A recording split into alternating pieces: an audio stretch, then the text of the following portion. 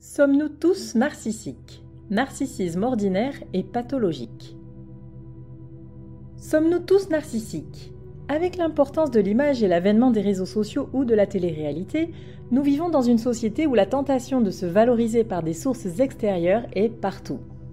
Culte de la personnalité, retouche flatteuse de la réalité et surtout, accès immédiat et mesurable à l'approbation de nos actions par autrui nourrissent les égos les plus affamés. Mais entre le narcissisme ordinaire et le narcissisme pathologique, la frontière est-elle encore suffisamment nette? En d'autres termes, les pervers narcissiques sont-ils appelés à devenir légion? Cette réflexion est tirée d'un article du site internet www.pervers-narcissique.com, dirigé par Pascal Couder, psychanalyste et psychologue clinicien, co-auteur de l'ouvrage de référence « La manipulation affective dans le couple, faire face à un pervers narcissique ».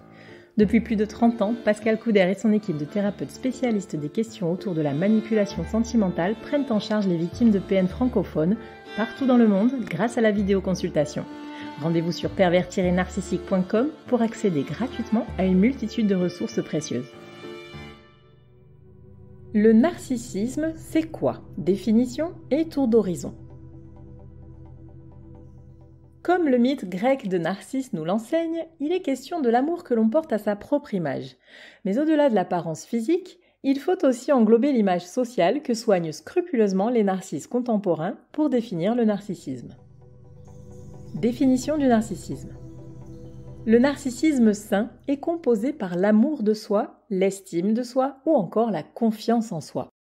Malgré le fait que la légende de Narcisse ait probablement fait l'une de ses premières apparitions vers 50 avant Jésus-Christ, il aura fallu attendre la fin du XIXe siècle pour que la psychologie s'en empare, soit bien après les arts. Avec le français Alfred Binet et l'allemand Paul Neucke, la notion de narcissisme était étroitement liée à la sexualité et à la perversion. Dans les années 1910, c'est finalement l'illustre Sigmund Freud qui, suivant les recherches d'Isidore Sadger, normalise le concept en tant que stade de développement psychosexuel. Le père de la psychanalyse pousse ensuite la réflexion en distinguant deux aspects.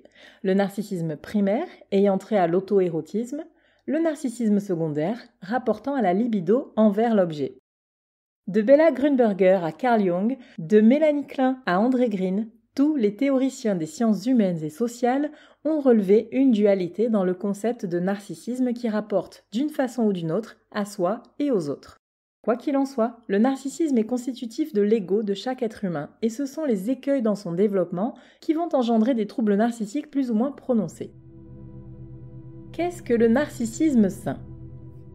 Partie intégrante de notre personnalité, le narcissisme représente même le socle de notre liberté. Grâce à la confiance que l'on se porte, on peut aller vers l'autonomie. De même, l'amour que nous éprouvons envers nous-mêmes est notre meilleur rempart contre les abus et nous permet d'assurer notre intégrité en posant nos limites. C'est également par l'estime de soi que l'on peut tendre vers l'épanouissement personnel et la quête d'un développement perpétuel. Ainsi, le narcissisme ordinaire, équilibré et structurant, nous permet d'avancer et de vivre en société dans les meilleures conditions possibles. Être conscient de ses valeurs aide à affronter les aléas de la vie avec davantage de sérénité et à entretenir des rapports humains beaucoup plus sincères. Dans notre entendement, chaque individu, y compris soi-même, est donc reconnu en tant que tel et respecté. Les troubles de la personnalité narcissique. Le petit enfant est un être égocentré, appelé à se définir en fonction d'autrui.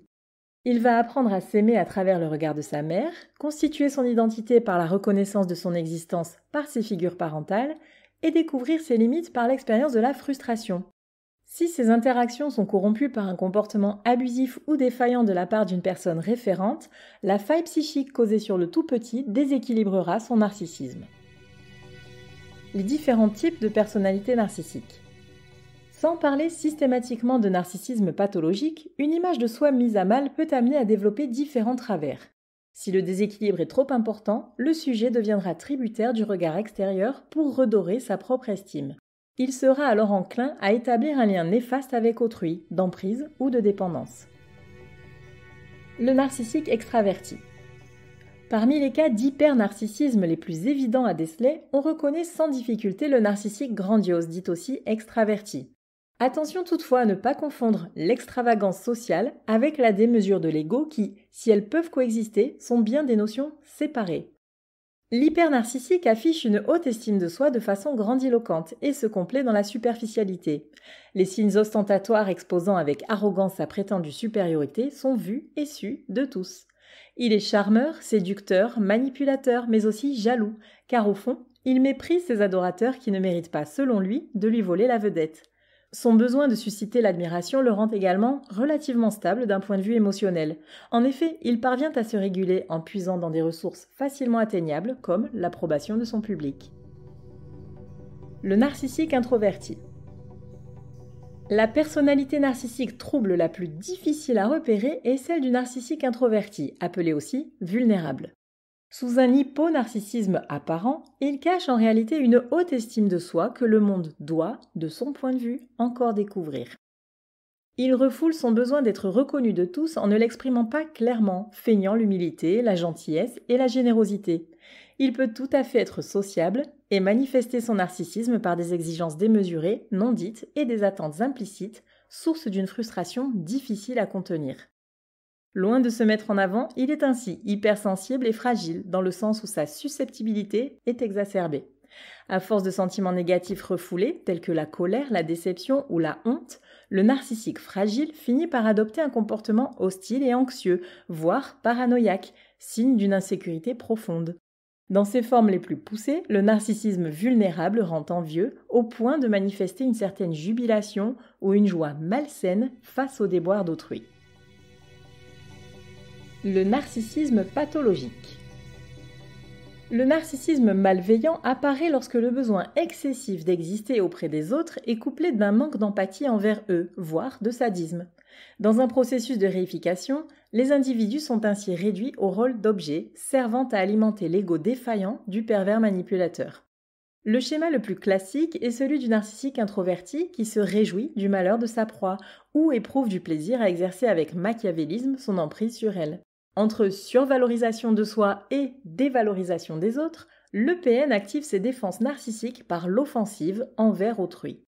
Selon le DSM-5, Manuel diagnostique et statistique des troubles mentaux, pour être reconnu, le narcissique pathologique doit présenter dès le début de l'âge adulte au moins 5 des symptômes de la liste suivante.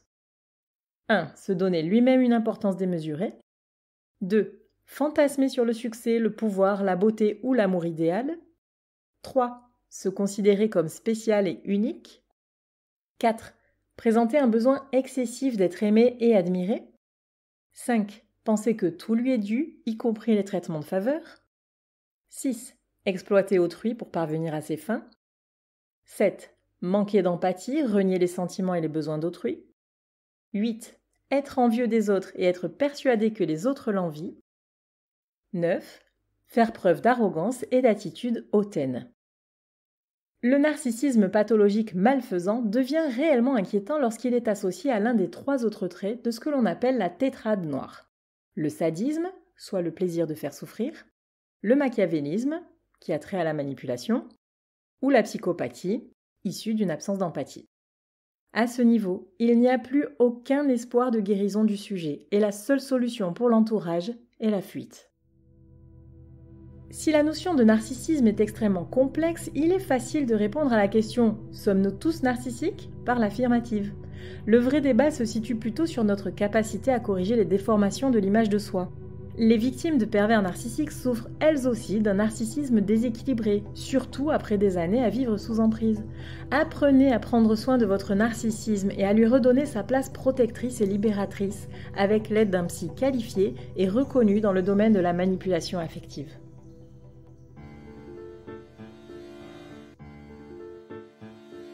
N'hésitez pas à vous faire accompagner par des thérapeutes spécialistes des questions de la perversité narcissique. Rendez-vous sur www.pervers-narcissique.com et trouvez-y de nombreux conseils sur comment gérer la séparation, comment gérer l'après, la reconstruction, et vous pourrez également rentrer en contact avec un membre de l'équipe. Ne restez pas seul. Merci d'avoir écouté ce podcast. Rendez-vous très prochainement pour un nouvel épisode. N'hésitez pas à vous abonner pour ne rien manquer des prochaines publications. À très bientôt.